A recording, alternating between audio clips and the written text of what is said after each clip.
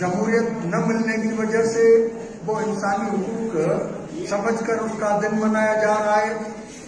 तो कई लोगों को साफ पानी न मिलने की वजह से इंसानी हुकूक का दिन मनाया जा रहा है, तो कहीं तालीम के हुकूक न मिलने की वजह से दिन मनाया जा रहा है। लेकिन हमारे बलूचिस्तान के अवाम, हमारे बलूचिस्तान की माएँ, हमारे बलूचिस्तान के भाई इंसानी हुकूक के दिन के मौके पर अपने बच्चों को, अपने मियाँ को, शोहरों को, बेटों को तरस रहे हैं कि वो इस वक्त कहाँ हैं। और ये रियासत जो दावेदार है कि ये इस्लाम के अलमबरदार हैं, उन तमाम इस्लामी उसूलों को वायोलेट करते हुए यहाँ पर इंसानों को मुक़य्यद किया हुआ है। इसमें कौन सी बुराई है कि अगर कोई आदमी ये मुतालबा करता है कि मेरे कौमी वसाइल का मालिक मुझे बनाया जाए, मेरे वसाइल से चीन तो अरबपति बन जाता है हमारे प्रोजेक्ट से,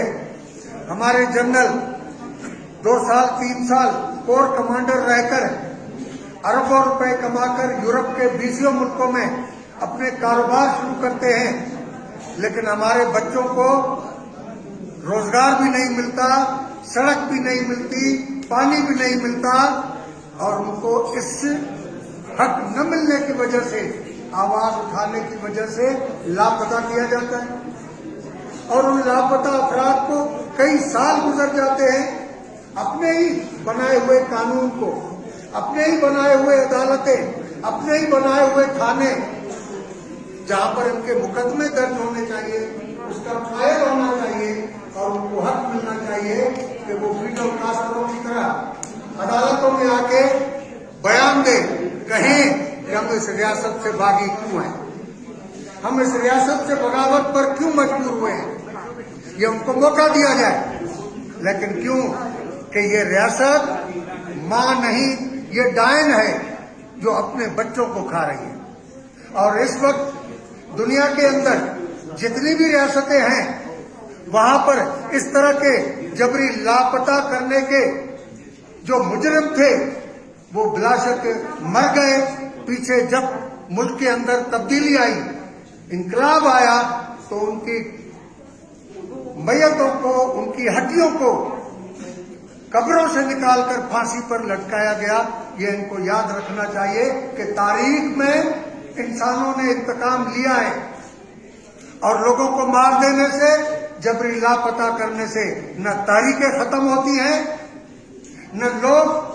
तारीखों से दस्तबरदार होते हैं। हम देख रहे हैं कि कितने लोग हर साल, आप हर महीने लापता करते हो, और कितने बड़े पैमाने पर नौजवान फिर इन तारीखों का हिस्सा बनते हैं। बलूचिस्तान जिस तरह मज़ाहमत कर रहा है, बलूचिस्तान के नौजवान, मेरे भाई, मेरी बेटियां और मेरे बेटे जिस तरह मज़ाहमत कर रहे हैं, अगर पंजाब के अवाम, पंजाब के मेहनतकश अपने हुक्मरानों के खिलाफ इसी तरह उठ जाएं, तो इस मुल्क के अंदर निजाम तब्दील हो जाए, और ये इस्तेसाल, ये लूटमार भी बंद हो जाए, और साथ ही इस मुल्क के अंदर लोगों को इस तरह जबरी गुमशुदा भी न किया जाए। बलूचिस्तान से जो सिलसिला शुरू हुआ वो सिंध में भी जारी है, वो पख्तूनख्वा में भी जारी है, वो गिलगित बल्तिस्तान में भी जारी है, और पंजाब में जो ह्यूमन राइट्स की बात करते हैं उन्हें भी इस तरह जबरी गुमशुदा किया जा रहा है। लेकिन प्रॉब्लम यह है कि ये जबरी तौर पर लापता किए गए अफराद अपने दुश्मन के नतीजे पर तो पहुंच चुके हैं कि इस मुल्क के ये कारोबारी जनरल जो हमेशा साम्राज्य के पेरोल पर काम करते हैं, उनके मफादात के लिए काम करते हैं, और उनके साथ भी डबल गेम करते हैं,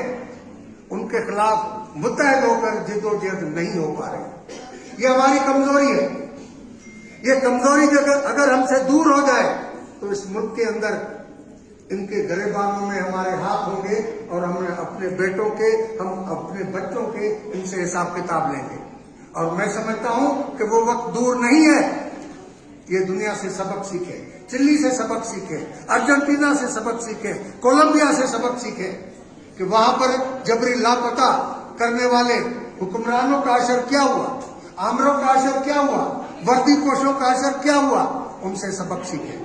اور میں سمجھتا ہوں کہ یہ ریٹائر ہونے کے بعد باہر جو بھاگ جاتے ہیں اس کی وجہ بھی یہ ہے کہ اس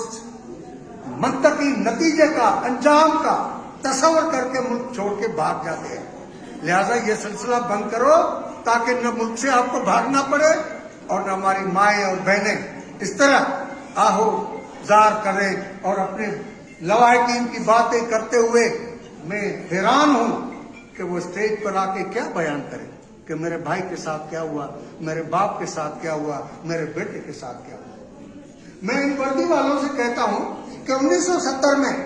جب کہ آپ کے لوگ ہندوستان کے قیدوں میں تھے اور وہ آل انڈیا ریڈیو سے اور آکاش وانی سے آ کے اپنے خاندان سے مخاطب ہوتے تھے تو ان کی حالت کیا ہوتی تھی، ان کے خاندانوں کی حالت کیا ہوتی تھی، یہ تصور کر کے ان بلوچوں کو، ان سندھیوں کو اور اس ملک کے اندر جن لوگوں کو لاپتہ کر رہے ہو ان کو رہا کریں۔ اور یہ جو لاپتہ افراد کے لیے بنایا گیا کمیشن ہے اس پر نہ آپ کا بھروسہ ہے نہ ہمارا بھروسہ ہے۔ ہم سمجھتے ہیں کہ اس کے لیے عوام کو اٹھنا پڑے گا، ان ایوانوں کا، ان اداروں کا اور ان اداروں کے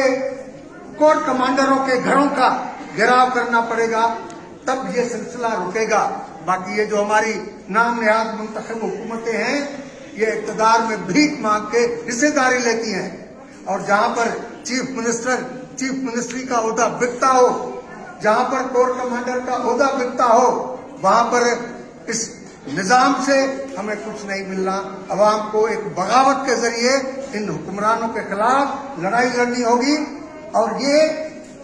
ہم کمیونسٹ جو ہے، کمیونسٹ پارٹی والے بلوچستان کی تاریخ کی ہر قسم کی مدد کرنے کو تیار ہیں۔ ہم اس ملک کے اندر عوام کہتے ہیں کہ وہ متحد ہو اور اس نظام کے خلاف، ان حکمرانوں کے خلاف بغاوت کریں اور اس بغاوت کے ذریعے اپنے بچوں کو رہا کرائیں۔ آج جو پورا ملک سیمینار کانفرنس ہو رہے ہیں، میں سمجھتا ہوں کہ جو لوگ اسلحہ اٹھا کے لڑ رہے ہیں ان کے خلاف، کل کو ان کے خاندان، ان کے بچے وہ بھی اسی طرح اٹھیں گے، بغاوت کریں گے۔ سندھ میں ایک نوجوان کو جبری لاپتہ کر کے 15 مہینے کے بعد قتل کر کے ویران جگہ پر پھینک دیا گیا۔ میں وہاں پر فاتح کے لیے گیا،